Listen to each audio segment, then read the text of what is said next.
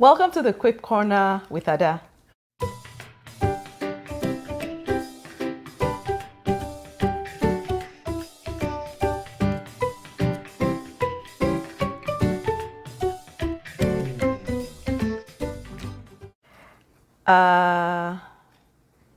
Well, I guess with Ada and Oba.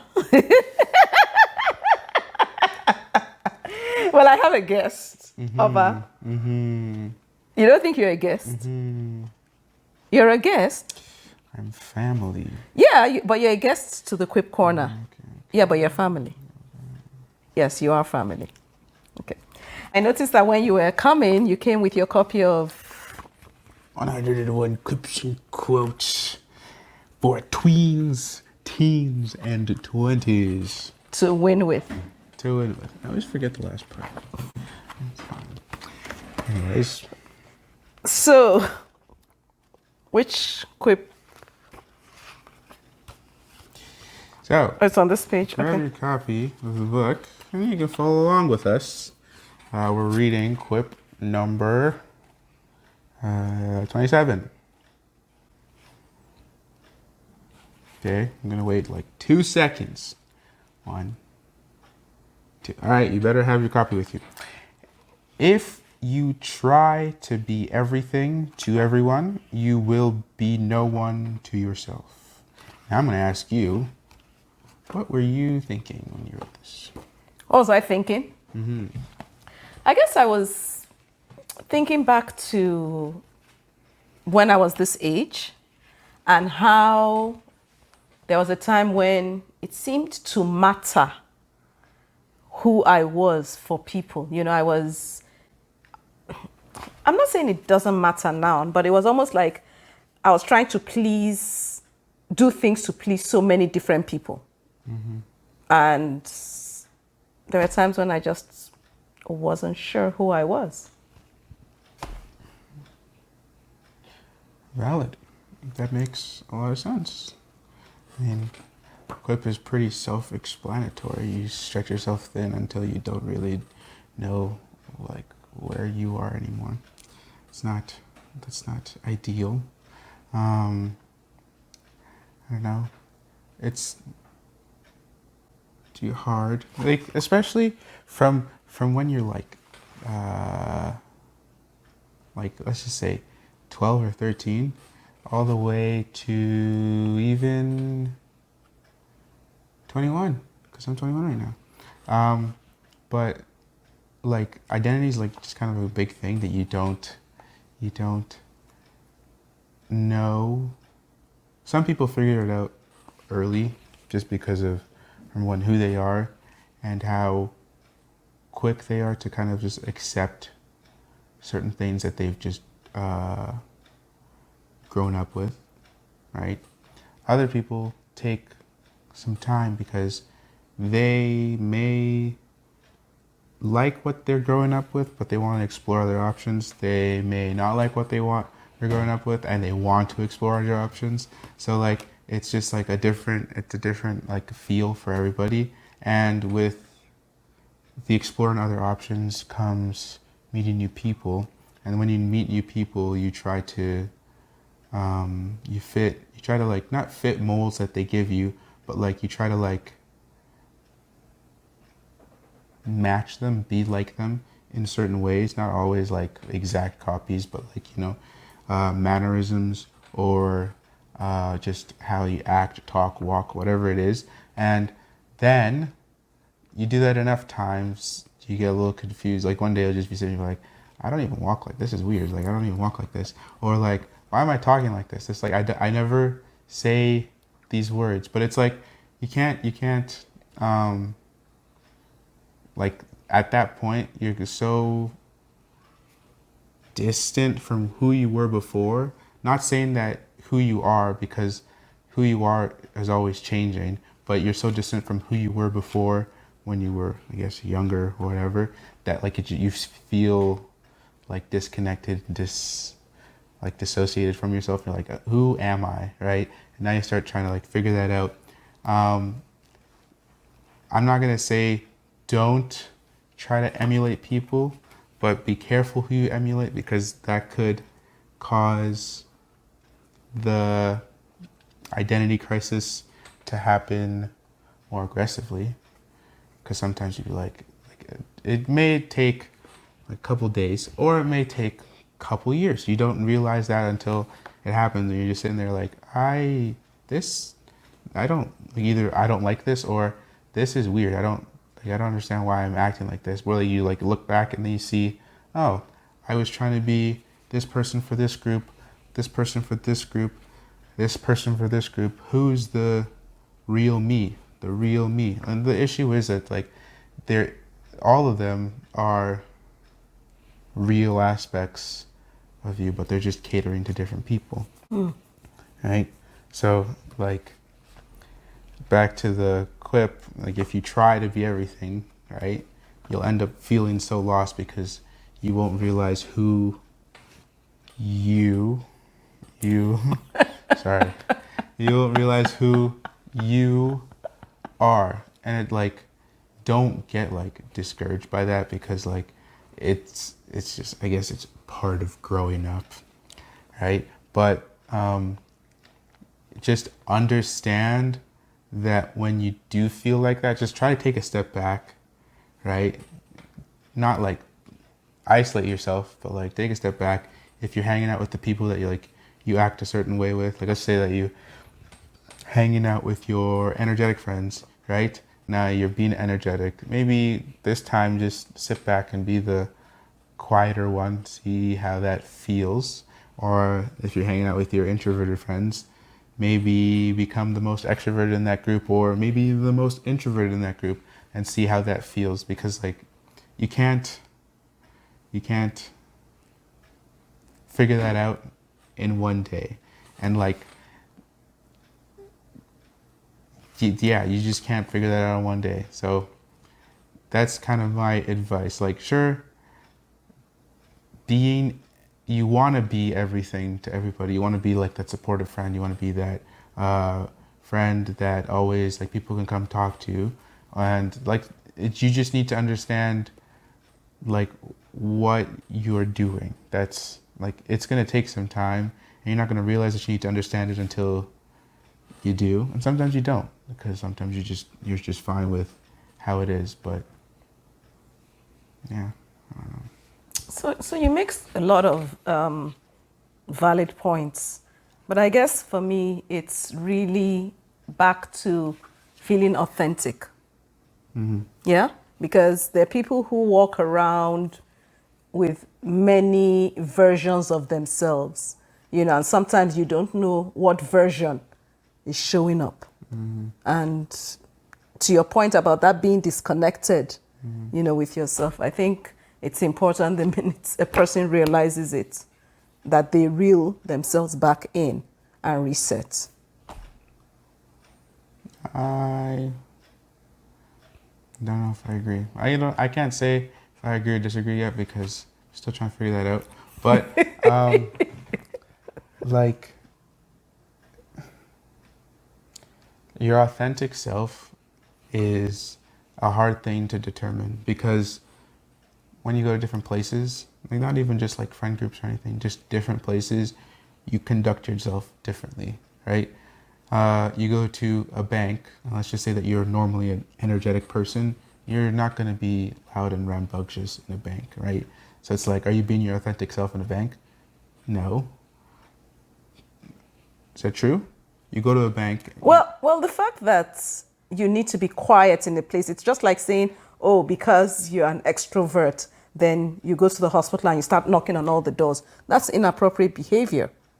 No, that's not what I'm saying. I didn't say that you are being loud. Like, let's just say that you go to a bank as a group of friends, right? Right? Normally, when you're a group of friends hanging out at a house or something, Yeah. you're all loud, or maybe you're just all really quiet. And you go to a bank now, one of you has to do something, and you guys are just talking in the bank. Now, you're in the bank, but you're talking quieter. You have to be more professional. Yeah. Right? But is that like who you really are? Even the same way that when you go to work, right? You're sending emails and you're writing words that don't reflect or don't match who you are as a person. That doesn't happen to me. And that happens to a lot of people. Even when you're writing like an essay, you start using words that you never use on your daily life. Even when you're supposed to be you're trying to make the essay accessible to readers. You're using big words that have nothing to, like, not have nothing to do with the essay, but have no real relation to you. Like, they don't reflect. Okay. So, like, are you being your authentic self when you're writing that essay, trying to be as professional or as trying to sound as brilliant as you can be? That's not authentic. I'm not saying that you shouldn't do that, because like everybody's going to do that because you think that that's the best way to write the essay. But it's just that, like, you can't say that, like, you need to reel that back, because every single part of you that you express, whether you're expressing it for the first time or expressing it for like the 50th time, is a part of you. No, I don't disagree with what you're saying, because the way you behave needs to be appropriate for where you are. Okay. Yeah? I agree. Okay. However, trying to be like somebody else is where you become inauthentic. And so there are people who, unfortunately, they try to copy other people everywhere they go. And so they're never really authentic. It's still hard to say that they're never really authentic. Okay, well, that's what I think. I understand why you say that, because they don't have something that you can just relate back to them as a person. Mm-hmm. I understand that. But them matching people, like copying people, that is what they do. Okay. All right. And it's hard to say that, like, oh, you're being inauthentic if someone doesn't have like a base personality. Does that make sense? Like it does, but I don't agree that there are people who don't have base personalities. I don't agree. Okay. That's fine. Yeah. No, because otherwise it's almost like they are like water, you know, if they're in a freezer situation, they become ice. I don't know. I don't think we're created to be that fluid.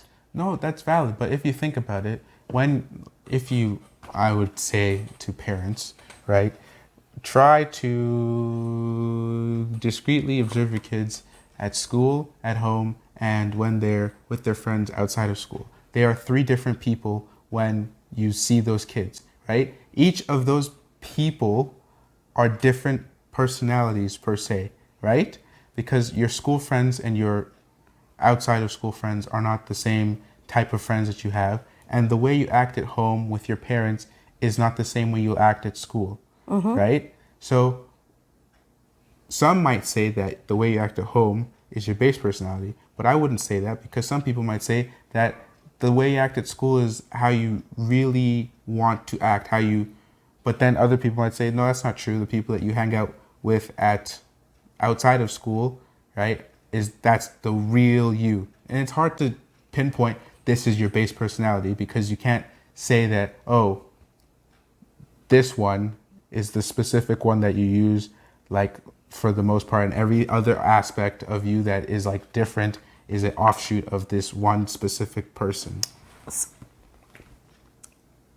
I think we're saying the same thing but using very different words, because the thing about authenticity,